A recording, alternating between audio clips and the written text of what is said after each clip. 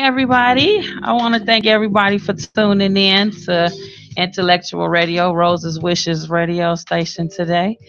I want to personally thank everybody from last week. Last week was my debut show, and I mean to tell you, I had a ball, and it was so cool. I got over 1,000 views and over 700. I mean, 200 likes. Thank you guys so very much for tuning in. Today we're gonna have a very powerful show. I have my dear friend on the show with me, Chantel Branch. She is a domestic violence survivor, and she has a book that she's written. It's called Decisions.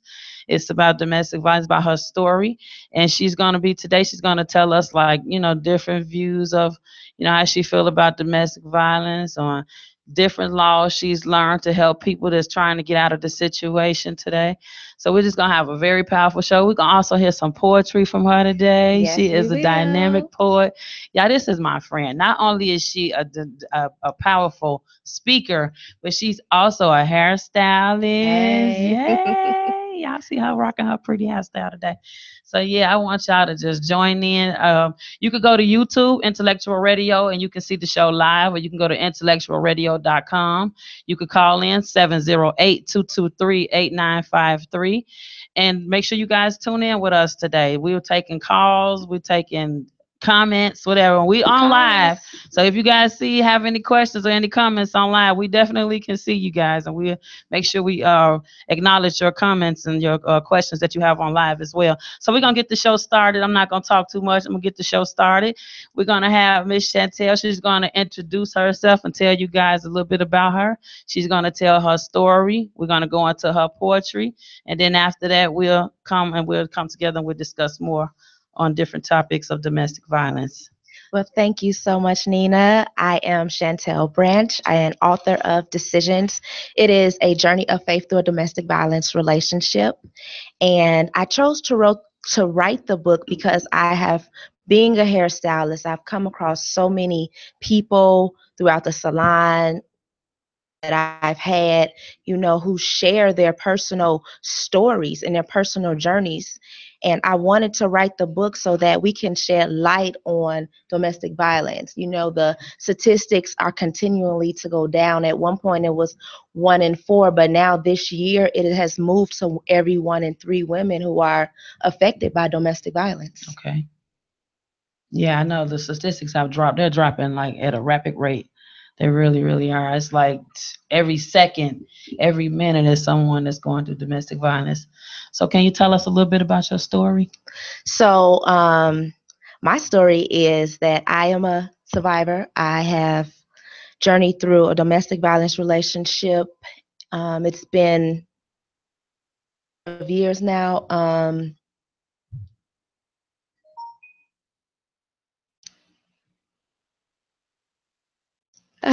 Hey, brother, I see you. Hey, me personally going through being,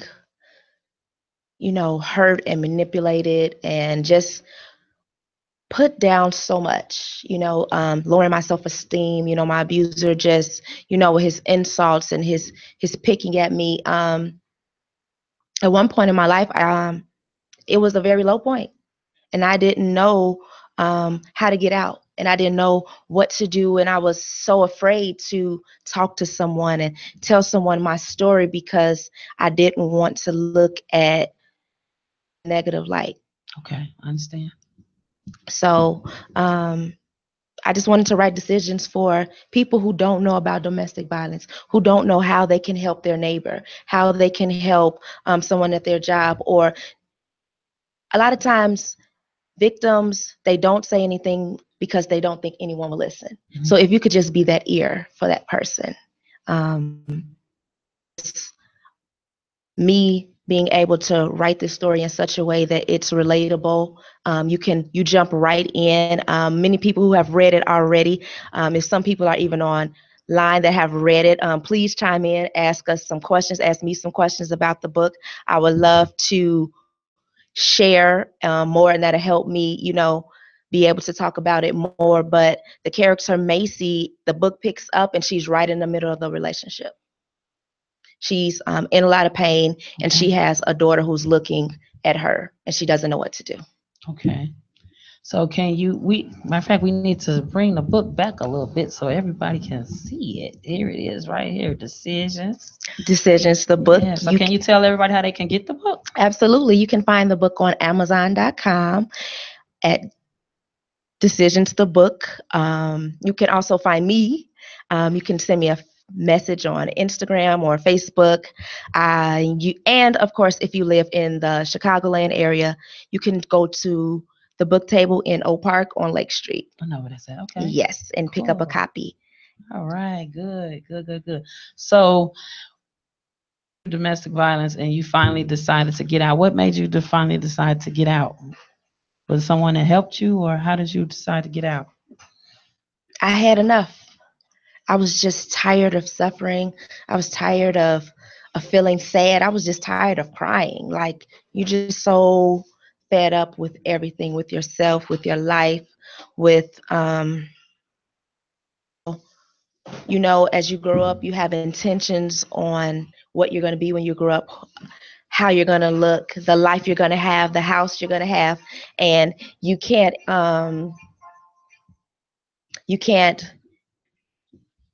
and then you end up in a domestic violence relationship and you're like, well, what happened to those dreams and those aspirations? They're gone, and you're at such a low point in your life. Right. You're just tired. For me, I was tired of being tired.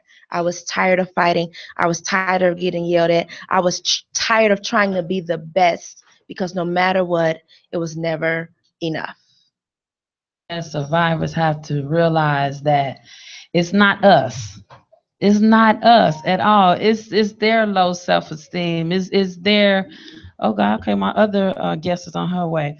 It's their low self esteem. Is issues that they have, going on with each other. It has nothing to do with us. And another thing that we have to realize is once you're free from a domestic violence relationship, it's like you're broken.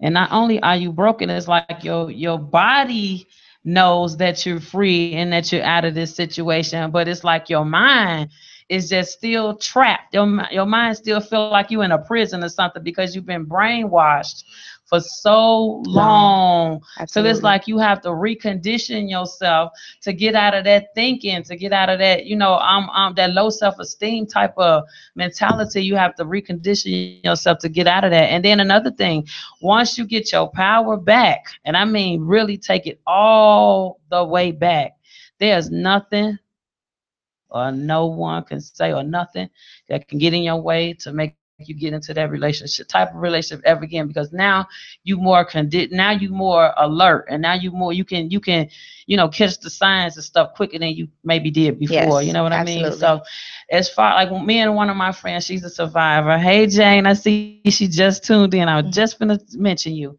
Me and her were having a conversation the other day, and we were talking about triggers. Have anything that triggers you? Like me, I cannot stand nobody to holler at me.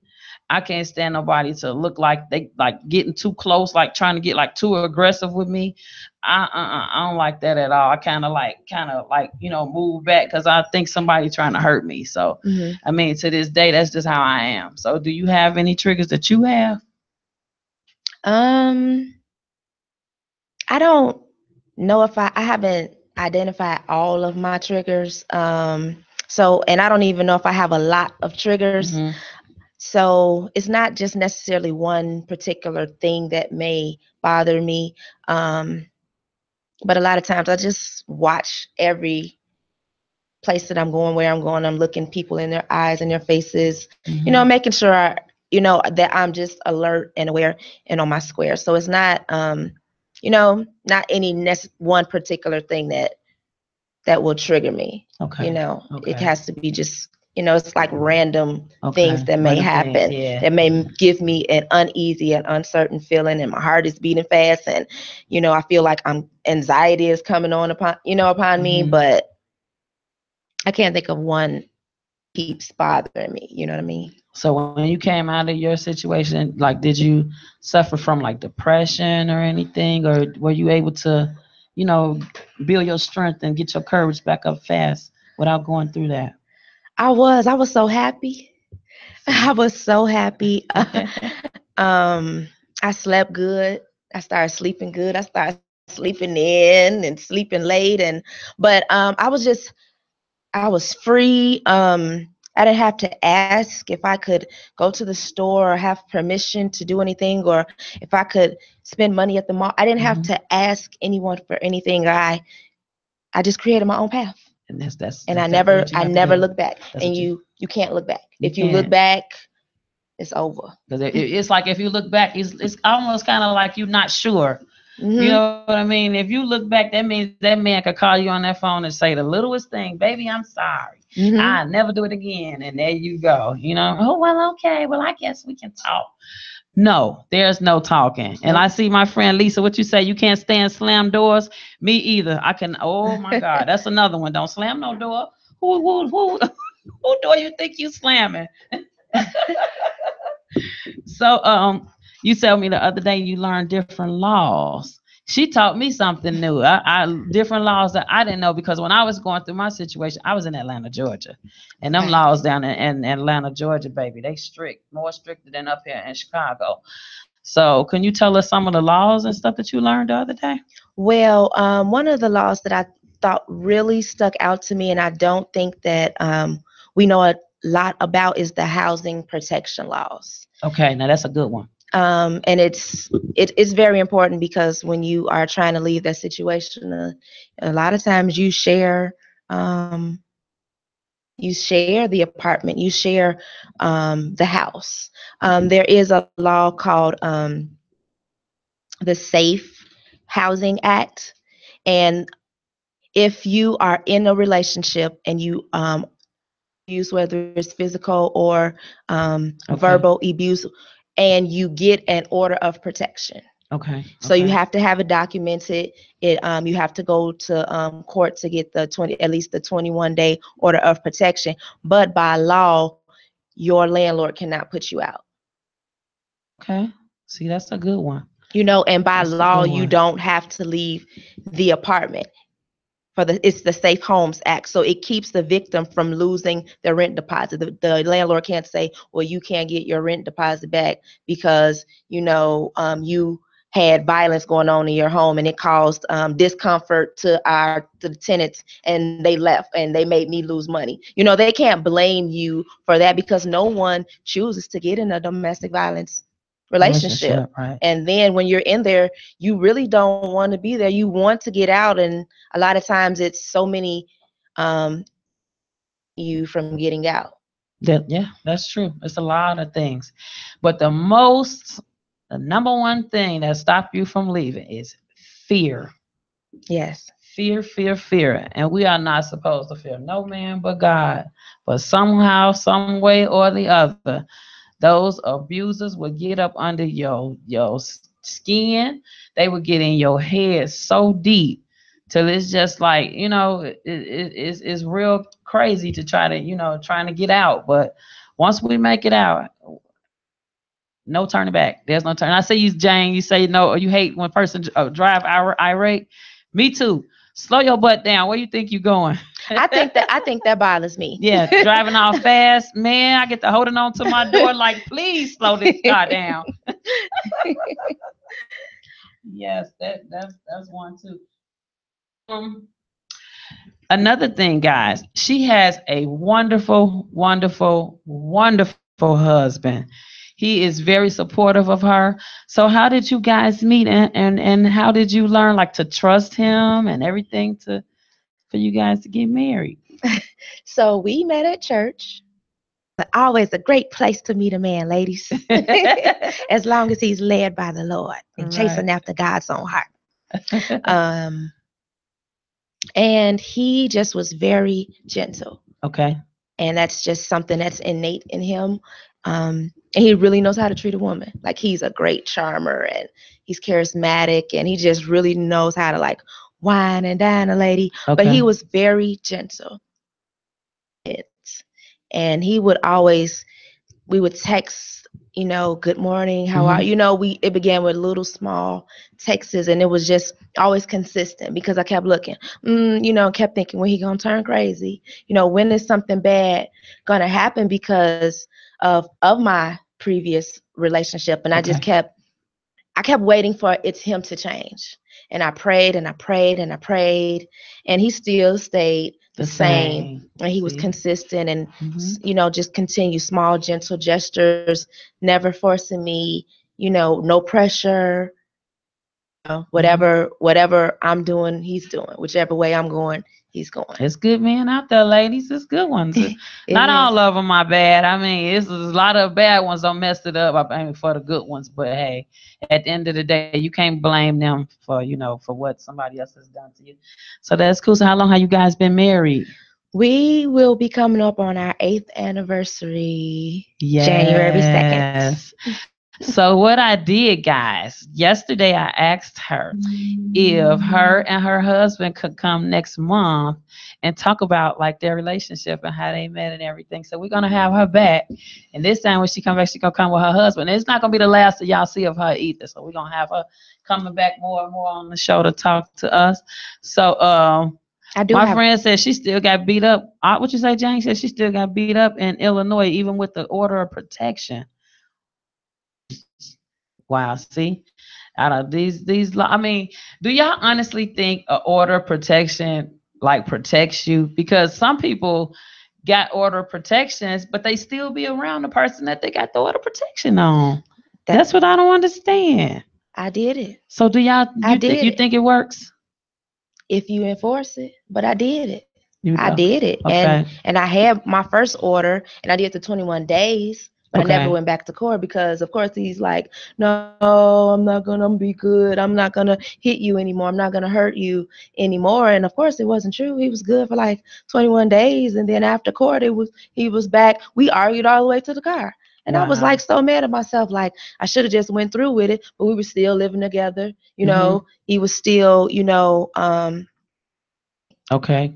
Okay. so see, he was still manipulating me, and although I was tired and I was ready to leave, fear kept me from going. Not having enough money, not being able to make enough to take care of myself in the way that I was doing even before I got with him. So he took care of you financially? By the relationship, the roles kind of changed, and his Okay. job produced more money. So then it became like I depended on him because he was really controlling. Okay. You know. Okay. Okay. See, mine, it was the other way around. I was the breadwinner of the house. I was the one that had all the money and everything. Yeah, so it was kind of like the other way around. So, And there's also uh, for people who with the jobs, their employers. There's a VESA, VESA. It's a complaint for labor. So your employer cannot terminate your job because they know you're in a domestic violence relationship. So if you take your order of protection to your job, your employer cannot fire you. And you can also get up to 12 weeks of leave on your job because of for your mm-hmm. safety for your family. Nobody knows Really? those. It's true. No, they really don't. So, Okay. so of course that you have to have documentation, and the only Mm-hmm. documentation that we have or that victims have is an order of protection. Mm-hmm. So having that documentation shown it to your employer, that protects you, and then you also will be able to get up to 12 weeks of leave to take care of your family, move your family, find a safe place to live. And then when you go back to Wow. work, your Okay. employee can't say you can't have your job back. They have to give you your job back. So it is laws that can There is protect us out here. absolutely, Yeah. absolutely. But see, like I said, I was in Atlanta when my situation happened. So I honestly, didn't know. But I had a situation that happened here in Illinois as well. And like I said, still I didn't know that those laws existed. But wow, that's good to know. So, sister, so what we're gonna do, guys? It's me. Chantel is gonna join in, my friend Jane, and whoever else wants to come in, let us know. What we're gonna do is we're going to do a play. I started writing a play Sunday, thanks to my friend Jane. We were talking about triggers. So I started writing a play. So what we're gonna do is next year we're gonna put on a play, maybe like February, March.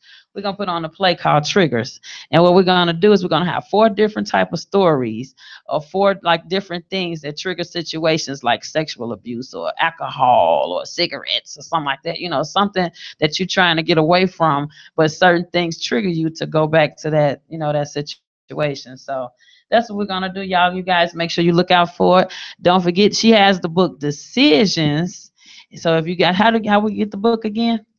Decisions, the book, is available on Amazon.com. You can also go to the book table in Oak Park. And don't forget to follow me on Instagram at Decisions, the book. That's about it. And don't forget the laws. Don't forget them laws. The I'm so laws serious. protect us. Them laws are serious. Hey, McLean. Hey, Mia. Hi, Gary. Hey, guys. What we're gonna do is my sister has a poem that she wants to read. So I'm going to give her the floor and let her do her poem. How about that?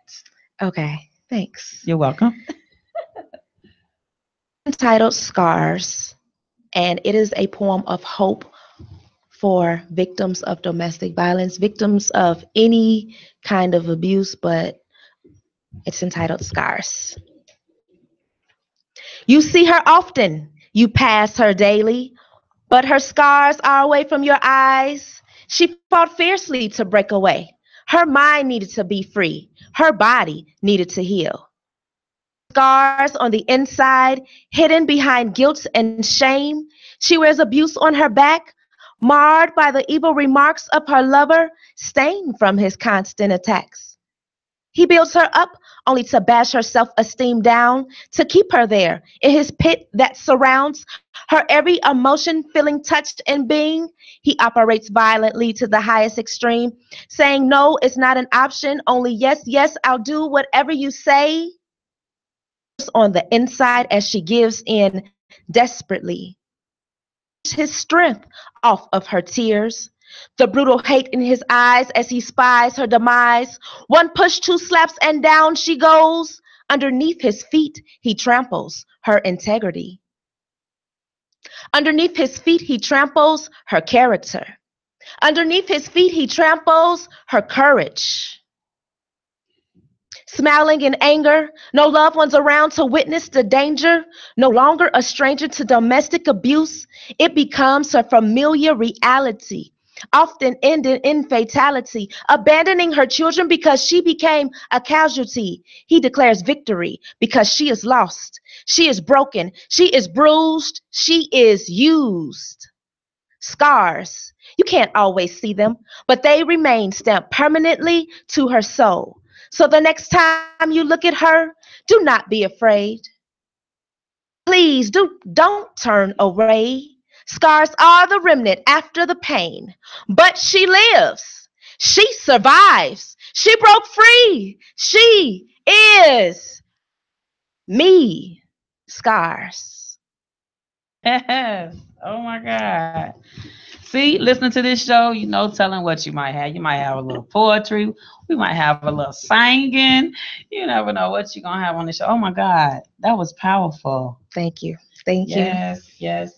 That was powerful. Thank you very much for that. So, is there anything else you want to discuss and tell the people about your situation with domestic violence? I just want to encourage women and I want to encourage women to make the best choice for your life, for your children. I want you to love yourself. I think a lot of times up in these situations because we're not loving ourselves, and we stay so long because that's the only love that we know. But there is better love out there. It is. God has a man. He has created your helpmate specifically for you. Wait on him. Keep preparing and working on yourself. Be the best you so that when you go into that relationship, when you get that helpmate, you operate in excellence. See, you guys turn the page together.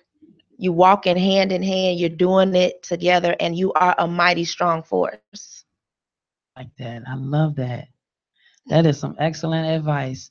because yeah, like I said, once you get out of the abusive relationship, when they say the battered women syndrome, it's like so many syndromes and so many, you know, uh, what's the word I'm looking for?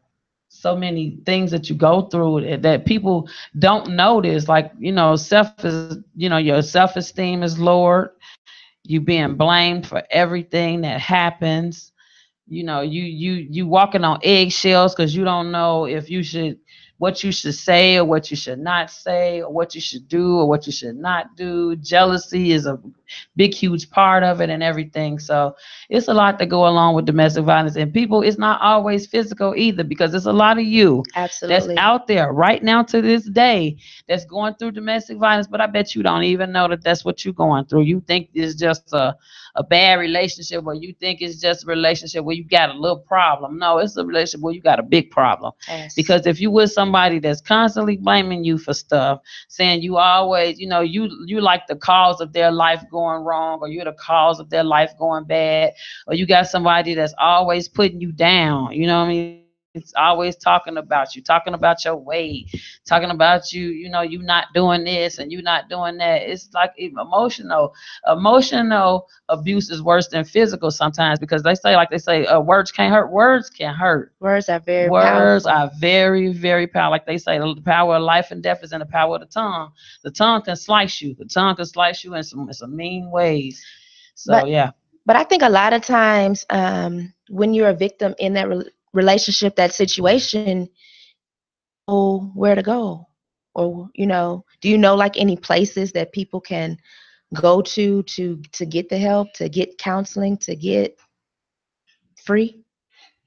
I know, like Rainbow House. I mean, I used to work side by side with Rainbow House, and Rainbow House, I mean, they have like a lot of different like programs and stuff that they have to Okay. help people. Because as far as shelters go, I really don't know of any free shelters out there. I know the shelters that I know of, you have to pay, and it's according to like how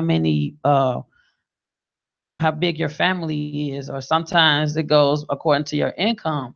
But what if you don't have no income, or what if you don't have no money? Because like you said, what if the man was the sole provider of your family and he made sure that you don't have no money? Then what do you do?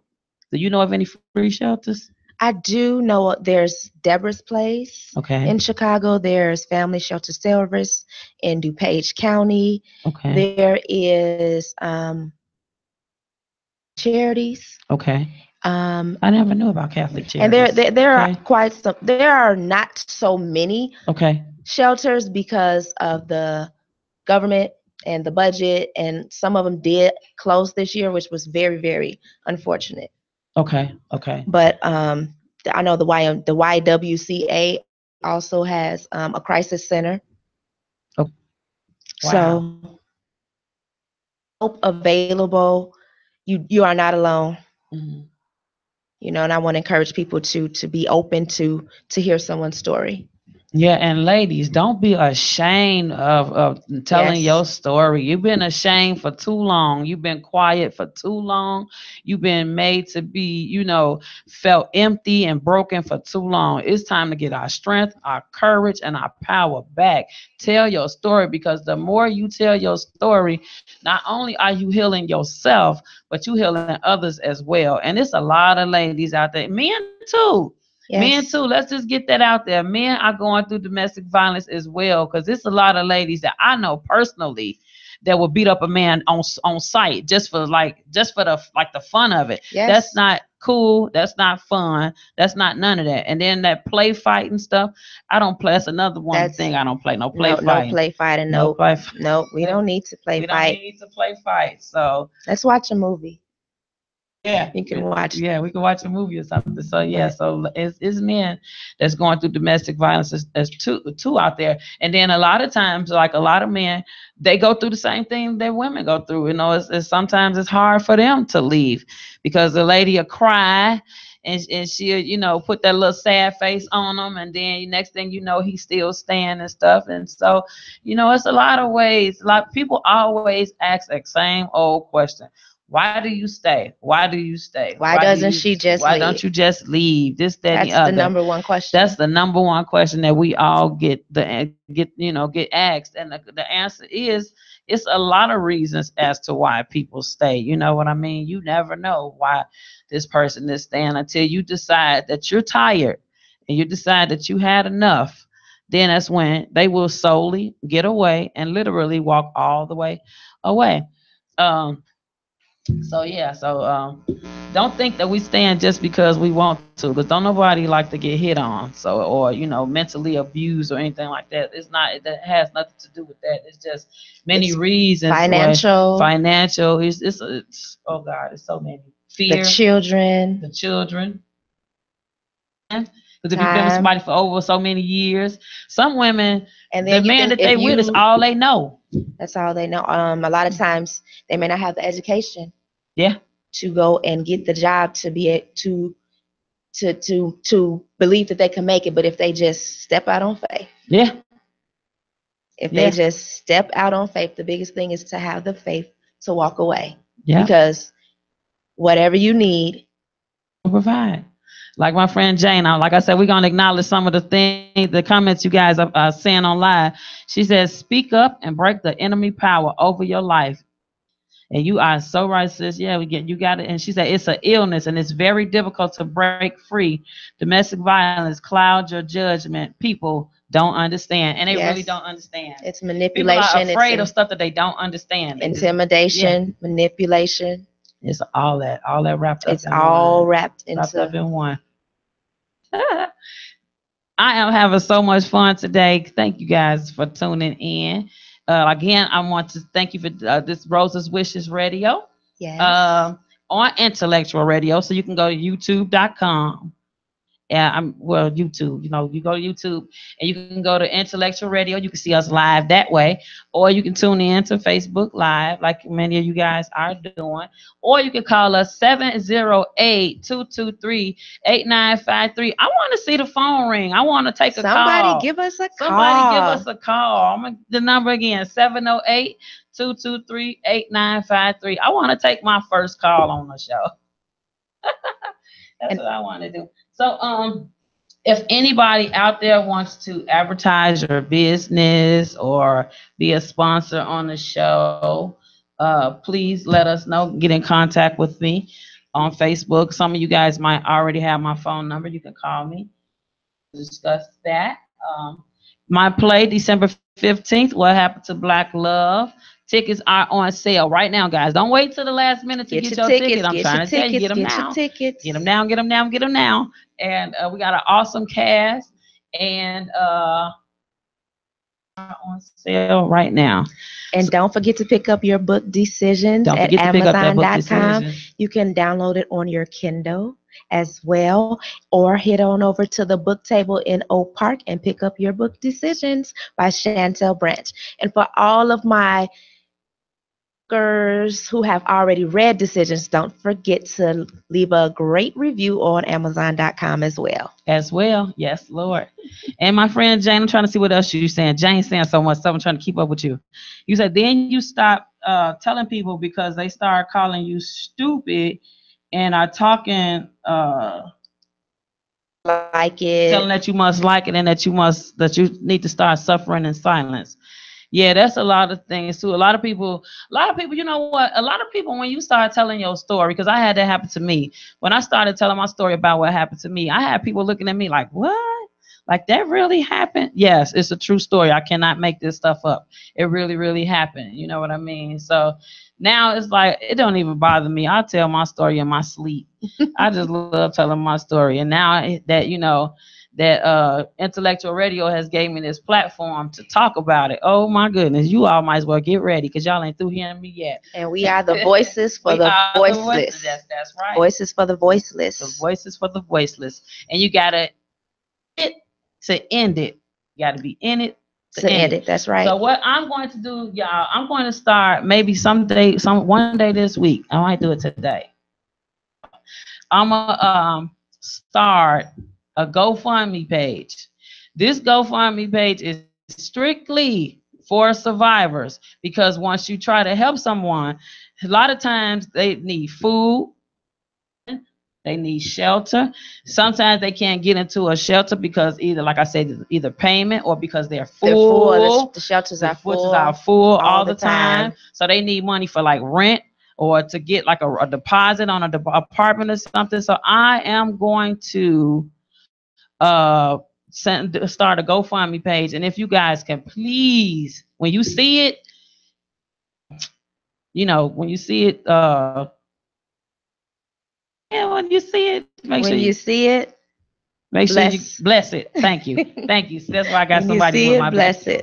When you see it, bless it. Hey, McLean, I see your comment. You say people don't understand until it's them. Exactly. Until it's them. Because we all say it. I wish somebody would put their hands on me. And then when it happens, you sitting there like, ow, man. You have to literally get that face like, hey, like, was that me? No, that it's like you kind of have an out of body experience. And you like, no, that was me. Put his thing on. Is this real life? And so I am, and that's where the denial comes in. That's where denial come in. And then you start telling yourself, no, that didn't just happen. He's sorry. He did apologize. And you know what he did? Take me out to the movies, and he tries to do little sneaky stuff to smooth you over. But I know it's gonna last for about 5 minutes. A lot of times the abusers all have the same tendencies, the same characteristics, the same patterns and habits of abuse. They do. Starting slow, subtle. Be just as charming. Ooh, Lord, everybody loves them. Everybody love them. Because what they do, they make everybody love them because they know they're going to probably do this to you. And then once they do this to you, people are looking at you like, oh, man, I don't believe he did that. Because they see him in this one particular way. Yes. Now, and then another thing, too, ladies, once you get out of an abusive relationship, you can't tell the next man that you with, or guys, you can't tell the next woman that you with because you've been in an abusive relationship, because they'll take that and use that against you. I've seen that happen too. Yes. You would tell them you was in an abusive relationship. They'd be like, oh, really? Well, I don't put my hands on women. Yeah, let you get into your first argument or your first real blow up or fight or something. Here come them punches. And it's the same person that just said, I don't put my hands on no woman. And then you wonder how you can get in the same relationship again. And it's a cycle. The more we talk about it, the more we begin to break the cycle. We have to break the cycle, and it's going to take more than me and you. It is. It's going to take more than us. It's going to take families. It's going to take communities. It's going to take fathers coming, to be in their daughters' lives, to rear the children, to teach them. It's mothers, it's community, it's churches. It is. It's on everybody's head to do something because it's close to home. It's in our homes. It is. It's in our families. It's in our families. At our schools. People don't see their mom go through it or their dad go. It's deep rooted. It's really deep rooted. So what I'm going to do, guys, because we have a few minutes up, I'm going to because I wanted to perform my purple piece at her book function that she had, but we wasn't able to connect with each other to get that started. So I'm going to end the show with my purple piece, and then we're going to close it out. All right, purple piece. The title of this piece is called Purple. He wanted him, but he wasn't good enough. She wanted him, but he wasn't good enough. That boy was poison.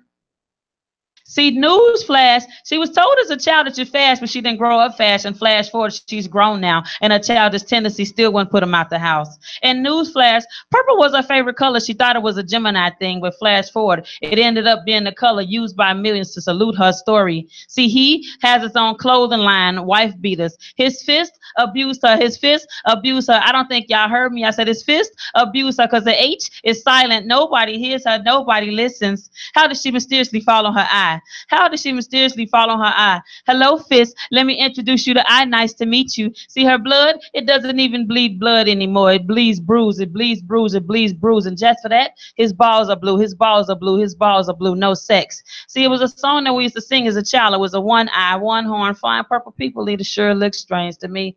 one eye, because he would hit her in it. And it was a one eye, one horn, flying purple people eater. Sure looks strange to me. One horn, because it would come out of his skull the angrier he gets. So you can't have a Mr. Purple People Eater. You can't have her. Because see, he already beat you to it and everybody knew it. And although while she was singing this song cutely as a child, while not knowing Mr. Purple People Eater, you were getting her prepared for her future. You were getting her prepared for her future. And see, Purple said it's okay because she could come around now because she's not writing from his ego anymore. And she hasn't seen her family in so long that Mama done great and Daddy was going to divorce her, but he stayed. I said, Mama done great and Daddy was going to divorce her, but he stayed. See, I wonder what Daddy would have said if he would have seen her face. I wonder what Daddy would have said if he would have seen her face. See, she wore makeup to paint the picture the way her looks used to be. And she wore dark glasses to hide the dark secrets in her life. No, I wore makeup to paint the picture the way my looks used to be. And I wore dark glasses to hide the dark secrets in my life. See, I wanted so bad to get away from him, y'all, but he had already marked his territory on my body, walking around proud as if somebody going to ask him for a business card or something. See, Purple taught me about self-love. Purple taught me the difference. It taught me the difference between lies and trust. Taught me the difference between love and lust. And it was hard for Purple to counsel and lost an unwanted soul that was brainwashed by he. And see, purple was the color of the bruises that I wore on me each and every day.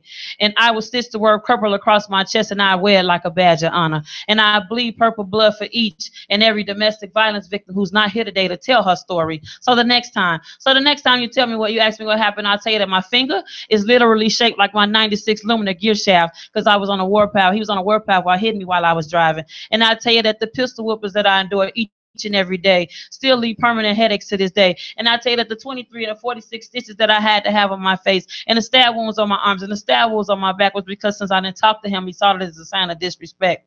Because on August the 18th, 2001, I got strangled to death, flatline, gone, and God gave my life back to me and gave him 15 years strong. So please support Domestic Violence Awareness Month, y'all, not just in October, but each and every day because it supports my song. I'm so glad I made it. I'm so glad I made it. We made it through. Peace, y'all.